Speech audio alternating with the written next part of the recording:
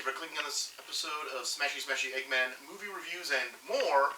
I am Martin Prevost, and if you didn't watch all of the Reggie's Prayer review from last month, I'm saddened. That was a great review. It was a really fun time talking with Christine.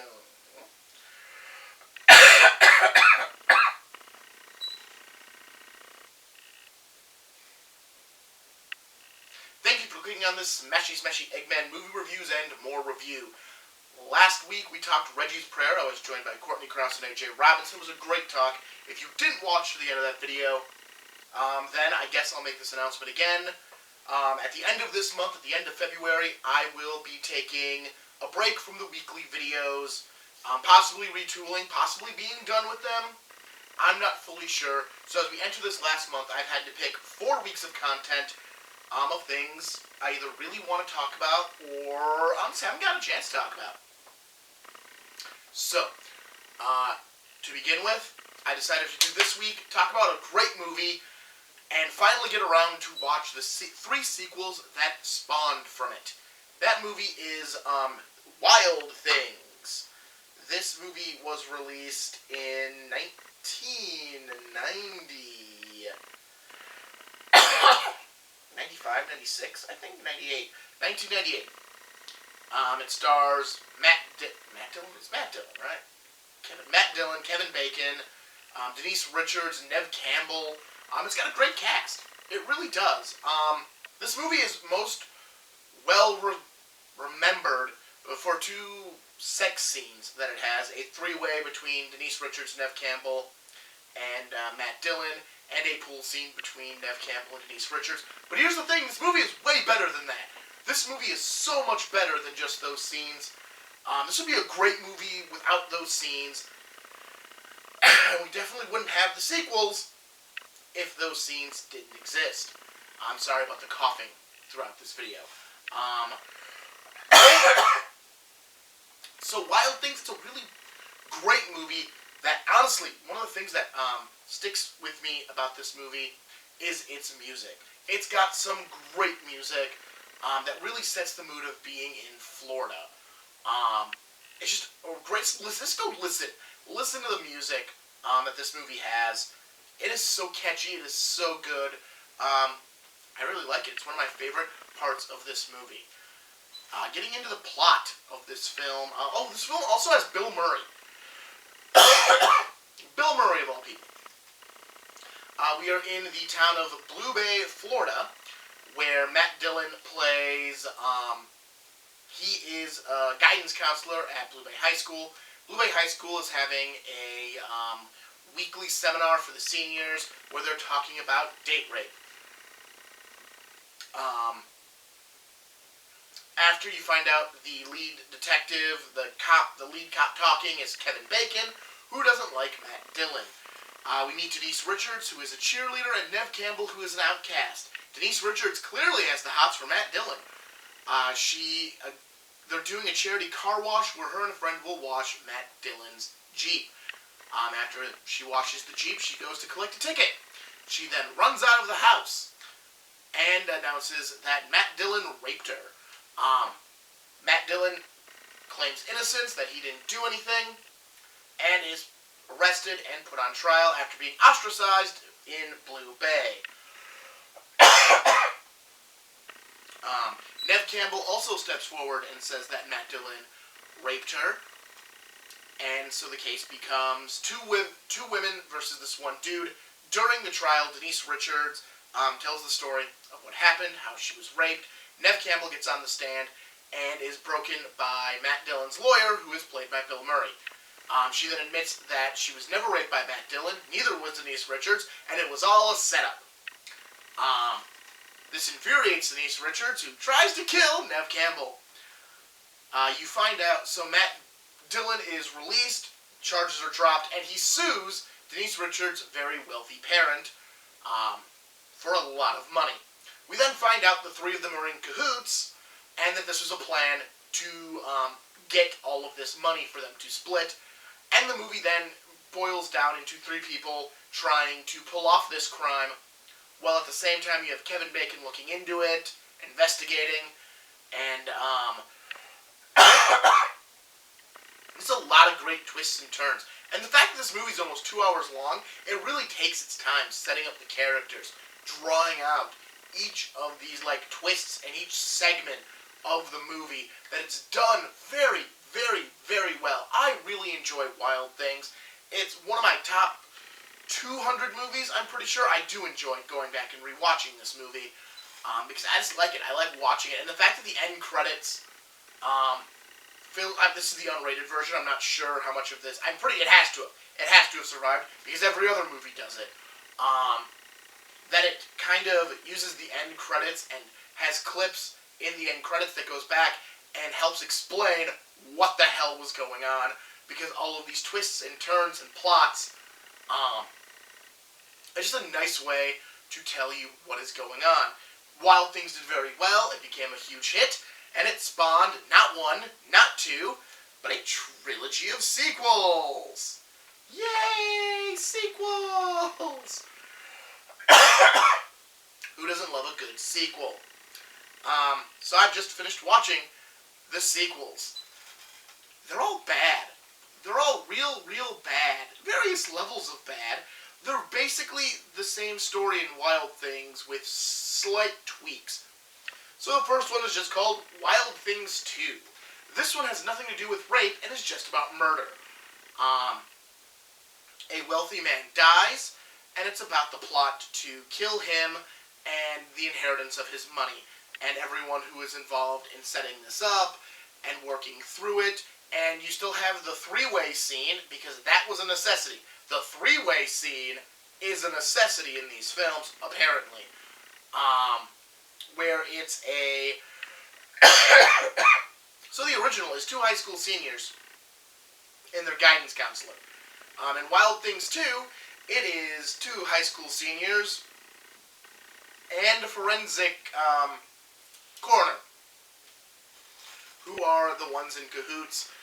There's now backstabbing and, basically they're just sitting there trying to play with the idea of who is who in this relationship from the original.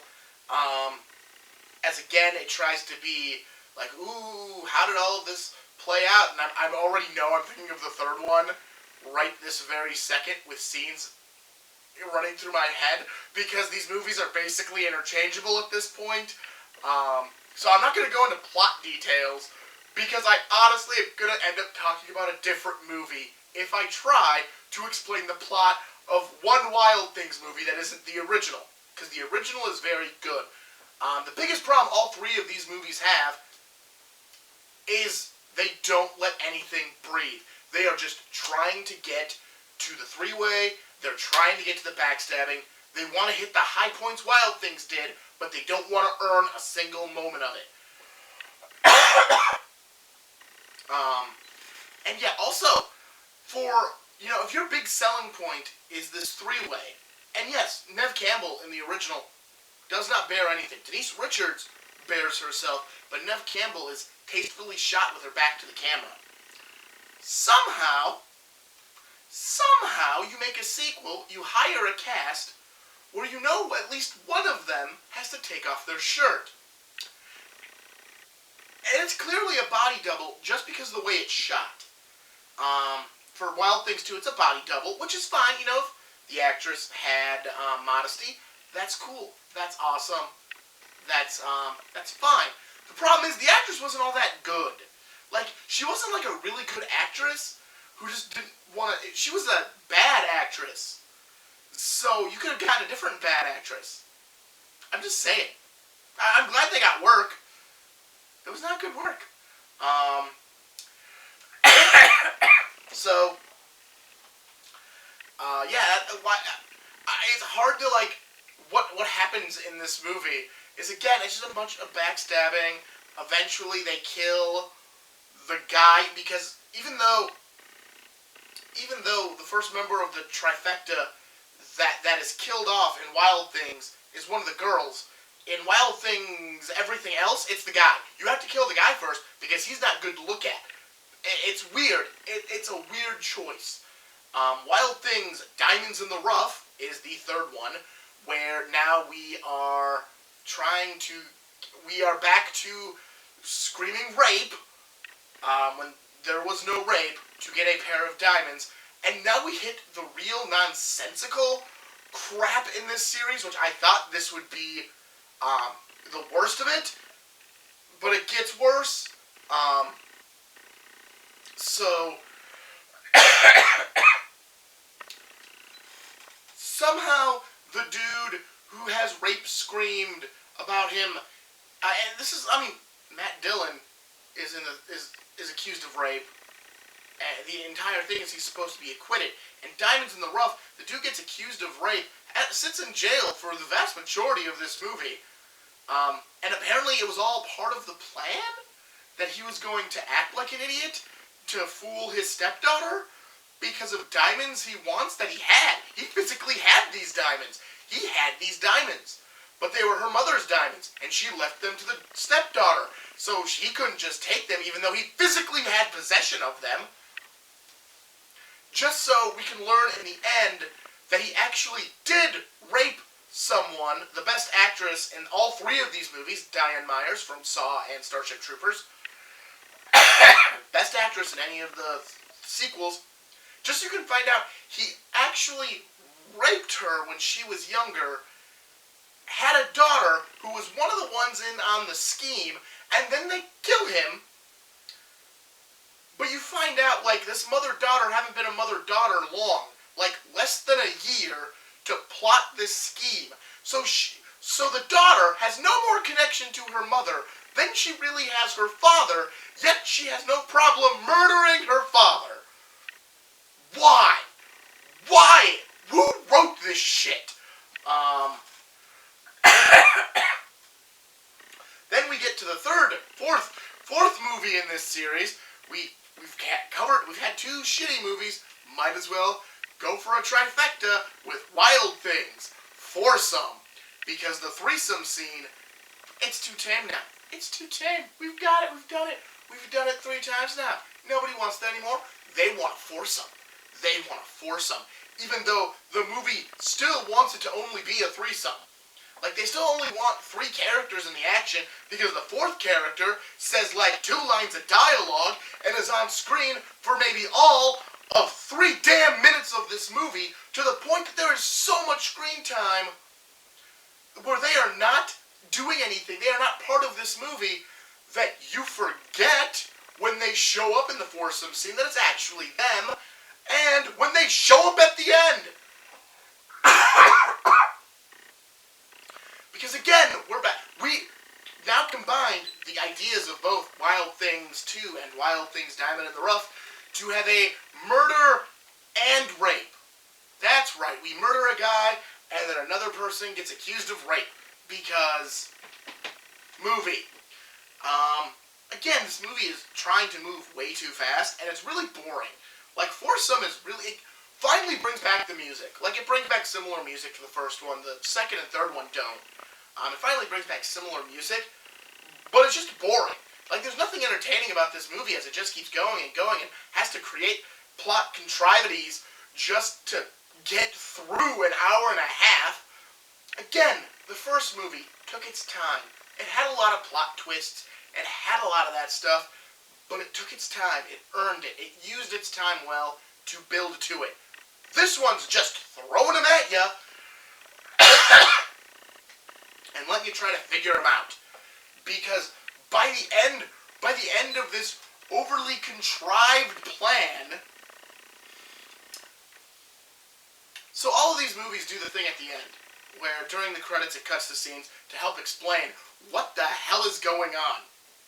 Wild Things Foursome decides to do this, and then gives you a scene that makes you go, why wasn't this explained?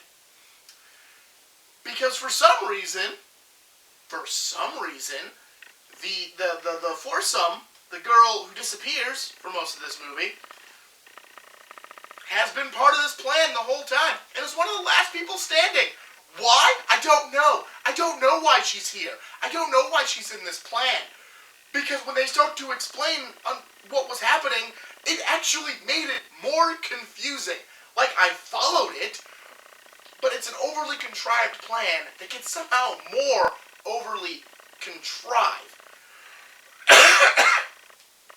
Like, these movies, like what makes Wild Things work and not makes it an overly contrived plan is that it is one person's plan and they're just bringing other people in. And they're just connected in various threads, but it's still one sole person's plan. Wild Things 2 and 3, it's two people's plan. Wild Things 2 is someone who's not in the movie, only mentioned. They're said to be dead. Where the hell they have been for the year that they have been dead, they don't explain, but that's fine. It was them being dead was part of the plan. So you accept the contrivities, because at least it's one person's contrivity. Like, it's one person with all of these plans and bringing these people in and pulling all the threads, and at least there's one person that knows everything that's going on. Foursome, there is like three people who are supposed to be the head of this plan. So I'm going to try to walk you through the plan of Wild Things Foursome. Alright? Alright? Because I feel like I need to.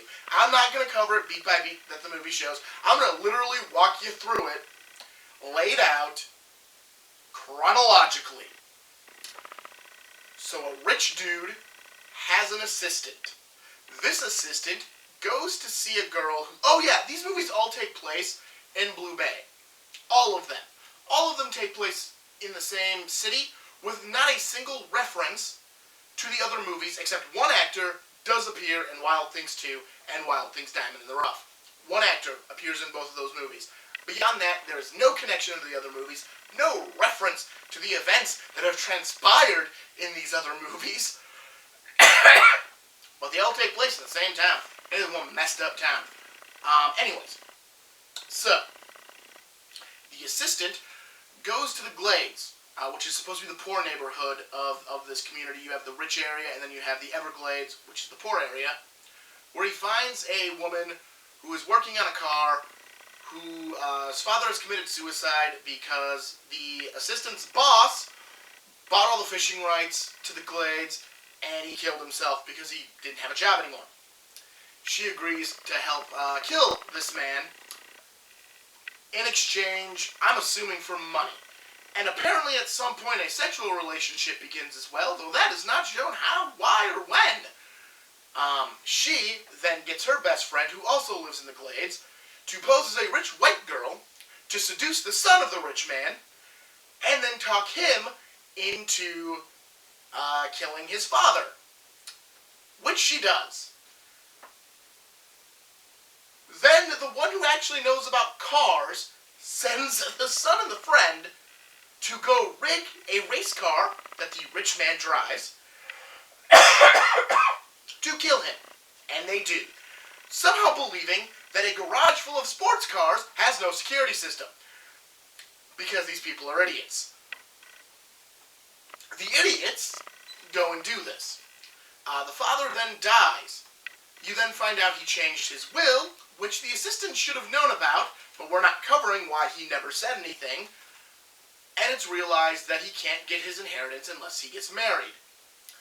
So his girlfriend, but he won't marry his girlfriend. So they create a new plot where the initial car grease monkey is going to yell rape, and the only way to drop the charges is to pay her off, and the only way that she'll accept a payoff is if he marries her friend. So he agrees to this, and they get married, and she gets a $5 million payoff. After they are married, they then set him up to look like he has committed suicide to get him out of the plan and get the rest of his money. The two girls then decide to try to kill each other. Both of them fail, so they both go to the police and confess that the other one had all of these plans. One then produces evidence, which is surveillance footage and a bloody shirt. Apparently, the cop doesn't believe this evidence. It is actual surveillance footage and an actual bloody shirt. These are not things that were doctored. These are things that actually exist. He doesn't believe what they're showing, and that somehow this doesn't exonerate the girl. Any jury in the world would have exonerated the girl. It's literal footage of the husband and wife rigging the father's car, and a bloody shirt that was owned by the wife, seen in photographs in their house, with the husband's blood on it. So they're going to pay him off. She then gets him on a boat and kills the cop. Because I guess they needed another death. She then goes and meets the lawyer, now in a speedboat. What happened to the yacht, I don't know. In a speedboat. And when she speeds off, the speedboat explodes, and you find out the other person, who really had nothing to do with this plan at any point, but is the foursome in this foursome, is the one who had the detonator switch, and is also apparently in a relationship with the pudgy lawyer.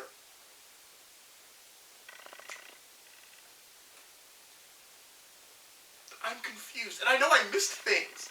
I missed little things, but the little things don't clear anything up. They just...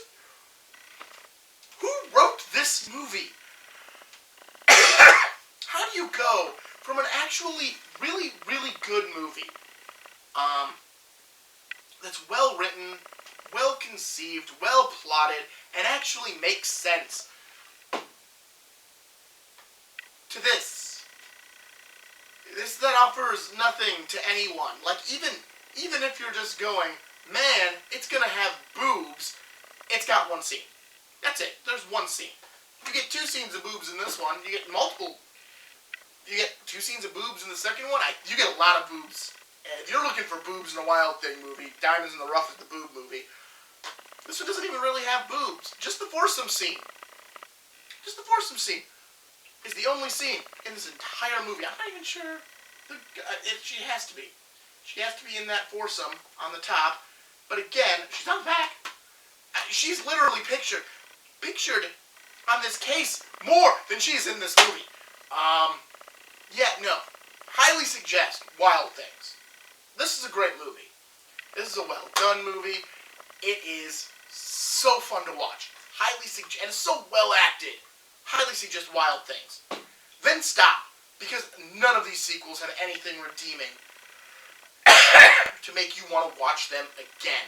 They are literally rehashing the same story over and over again and trying to put a new coat of paint on it, but the paint is awful. Like, this is a beautiful coat of paint, very well painted. It's one of those houses you look at and you go, man, that's a masterpiece. That is a masterpiece of a paint job. Then for some reason, they decided to take that masterpiece and paint it in different shades of brown. Like they were trying to take a masterpiece and make it into a poop house. Various shades of brown. That's what these 3 movies are. They're various shades of brown.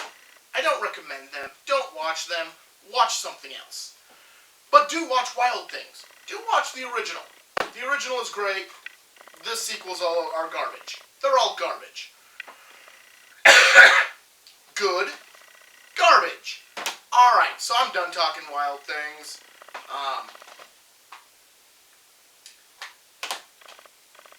So this is a triple pack, because it was the only way I could find Wild Things 2 and 3.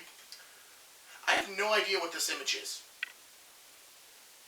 I don't get the point of this image. Why is it not just the original movie and just, hey, get the other 2 in here? You know, buy a good movie and get 2 crappy movies for the price of a good movie. Alright, next week, I'm going to torment myself a little more, just a little more, as I'm going to review what is highly considered one of the worst movies ever made, The Room. It was poorly shot. I'm also going to talk about the movie that was made by James Franco and his brother Dave, called The Disaster Artist. So I'm going to be talking about that next week. Tune in, like, comment, subscribe, do all that stuff. I am Smashy Smashy Eggman. Movie reviews and more. Martin Prevost. Hope you enjoyed it. Have a good one. Talk to you later.